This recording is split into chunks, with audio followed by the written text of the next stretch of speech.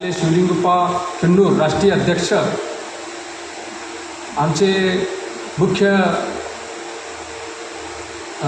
राष्ट्रीय general secretary आमचे लेंगरे साहेब, सुरनर साहेब, निगडकर साहेब, महाराष्ट्राचे प्रदेशाध्यक्ष शेवते, सलगर, संजय उपाध्याय आमचे राष्ट्रीय कार्यकारिणीचे सदस्य, रामलाल यादव आमचे सदस्य, नंतर सचिव आमचे सुरनर साहेब,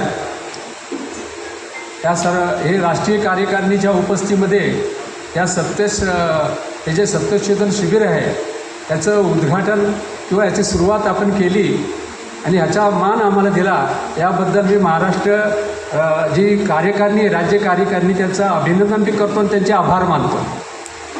कारण की राष्ट्रीय समाज पक्ष जो उभा राहिलेला आहे भारतामध्ये, त्याचं आदर्श कोण असेल तर तो महाराष्ट्र राष्ट्रीय समाज पक्षाची राज्य कार्यकारिणी आहे, असं माझं मत आहे. जानकर साहेब काय बोलतात ते त्यांचं व्यक्तिगत मत आणि त्यांचं आहे, कारण त्यांचा त्याग आहे, त्यांचे परिश्रम आहे, त्यांचा तो अधिकार आहे. परंतु जानकर साहेबांच्या हात बळकट करण्यामध्ये जर कुणाचा हात असेल तो महाराष्ट्राच्या कार्यकर्त्यांचा आहे, महाराष्ट्र राज्य कार्यकारिणीचा आहे, हे 100% सत्य आहे आणि त्याला मानलंच पाहिजे मला. परंतु आपण सत्यशोधन शिबिर घेतलेला आहे, तर सत्यशोधन शिबिर तर हा जो शब्द जो दिलेला आहे तो आमच्या महात्मा ज्योतिराव फुलेंनी सत्यमेव जयते पहिल्यांदा सांगितलेला आहे. जो भारताच्या न्यायव्यवस्थेसुद्धा सत्यमेव जयते लिहिते. आपल्या सर्व जे सरकारी कार्यालय त्याचं सत्यमेव जयते लिहितात, ओके. परंतु सत्याचा पराजय जर कोण करत असेल तर भारतातली इथली राज्यव्यवस्था, इथली नाही का शासन समाज व्यवस्था, म्हणजे इथली शासन व्यवस्था करते, एक व्यवस्था करत आहे. सत्याचं इथं जय झालेलं नाही आहे. इथं सत्तेचा जय का होत नाही हे आपण ओळखलं पाहिजे. जे महात्मा फुलेंनी जे सांगितलं की मतीविना नीती गेली, म्हणजे विद्येविना मती गेली आणि मतीविना नीती गेली, हे शब्द खूप महत्त्वाचे आहेत.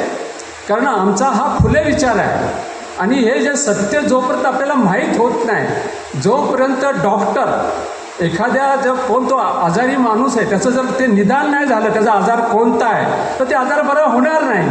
तसाच ह्या देशातल्या माणसाचा काय आजार आहे, ते कुठं आजार आहे, तो जोपर्यंत आपल्याला माहीत करून घेत नाही, त्याच्यावरती उपचार करत नाही, ते बरा होणार नाही.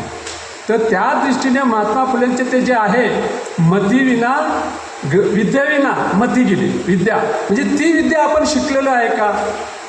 ती विद्या आता भारतामध्ये आता जो विषय आहेत त्या सर्वांच्या तर अनेक लोकांनी सांगितलं, तर त्याच लोकांच्या मताशी मी सहमत आहे. लेंगरे बोलले, शेवते बोलले, निगडकर बोलले, त्या मताशी माझं सहमत आहे की त्यांनी जे काही सांगितलं ते मी परत रिपीट करत नाही. मी फक्त जरा वेगळं सांगायचा प्रयत्न करतो आहे. मला हे सांगायचं आहे की हे सत्य काय आहे. आता लक्षात आहे की भारतामध्ये 3च पक्ष उरलेत, एक काँग्रेस पक्ष आणि भारतीय जनता पक्ष. परंतु सध्या जर नीट बघितलं तर फक्त भारतीय जनता पक्षच दिसतोय आणि काँग्रेस पक्ष देखील तो आता संपत आलेला आहे. मार्क्सवादी कम्युनिस्ट पक्ष किंवा तो जो कम्युनिस्ट पक्ष, समाजवादी तर संपले. म्हणजे भारतामध्ये नाही का ज्यावेळेस आम्ही सुरुवात केली भारताची, तर समाजवादी आता तुम्हाला दिसत नाहीत, कम्युनिस्ट पक्ष सगळे संपले. म्हणजे आत्ता काय झालेलं आहे, फक्त भारतीय जनता पक्ष म्हणजे आहे. आणि तुम्हाला सांगतो की बाकी महाराष्ट्रात शिवसेना राहिलेली नाही, त्याची मोड झालेली आहे. भाजप नंतर राष्ट्रवादी मोड झालेली आहे. महाराष्ट्रामध्ये तर माझं असं मत आहे की फक्त 2च पक्ष उरलेत, एक भारतीय जनता पक्ष आणि राष्ट्रीय समाज पक्ष. आपला राष्ट्रीय समाज पक्ष, भारतीय जनता पक्ष सत्तेवर आहे, त्याच्याकडे सर्व साधनं आहेत, ते सगळं नाही का त्यांच्याकडे ईडी बिडी सगळी यंत्रणा. त्याच्याबद्दल आता सोशल मीडियामध्ये काय बोललं जातं ते सोशल मीडियामध्ये एक फक्त रडतायत आणि हे फक्त गप्पा मारतात. सोशल मीडियामध्ये फक्त काही लोक फक्त नाही का खोटं बोलत आहेत, राईटून खोटं बोलत आहेत आणि बाकीचे लोक आक्रोश करत आहेत. आभासी जग आहे, ते बोलत आहेत की ते आभासी जग आहे, म्हणजे एक रडायचं आणि दुसरं काय ते सत्तेवरती आहेत. पण लक्षात घ्या की आता तामिळनाडूत जे घडलं, जी पार्टी आली ती TVK, तमिळनाडू म्हणजे तमिळ विजय पार्टीची पार्टी आली, तर त्या विजयाचा जो विजय झालेला आहे तो विजय तो आत्ता तो 8-9 महिन्या पक्षाचा अगोदरचा पक्ष आहे तो, आणि आपला पक्ष 23 वर्ष चालला आहे ना, आपल्या पक्षाला तसं काय यश मिळत नाही. तर मिळू शकतं. आता जे कॉक्रोच जनता पार्टी नावाचं जे ते आभासी जग आहे, ते पण आभासी जग आहे. त्यांनी भारतीय जनता पार्टीला क्रॉस केलं असं त्यांनी सांगितलं, ते पण चुकीचं आहे.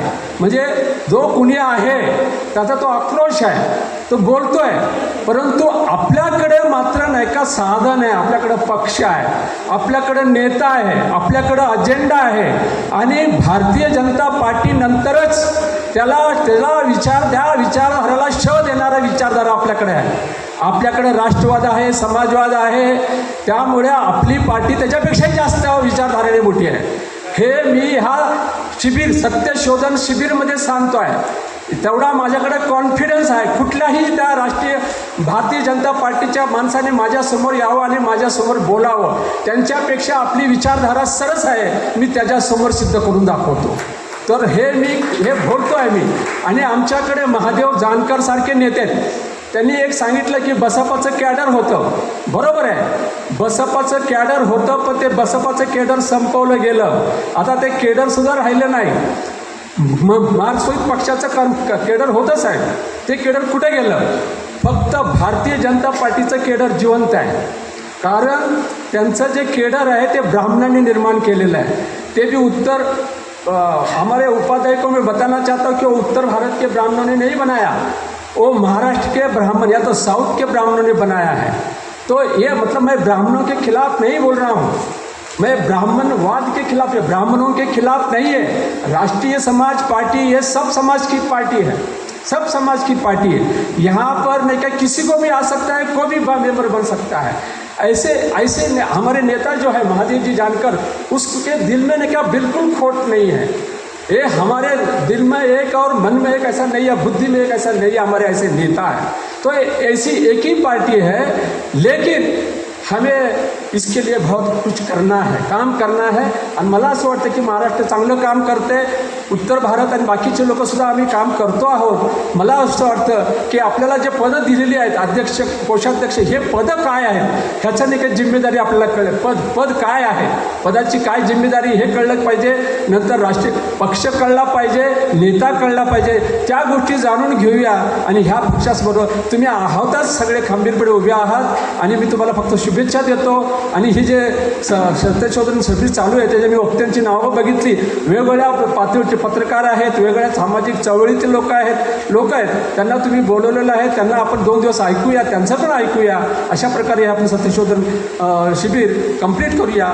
मला बोलण्याची संधी दिली त्याबद्दल धन्यवाद देतो. थँक्यू.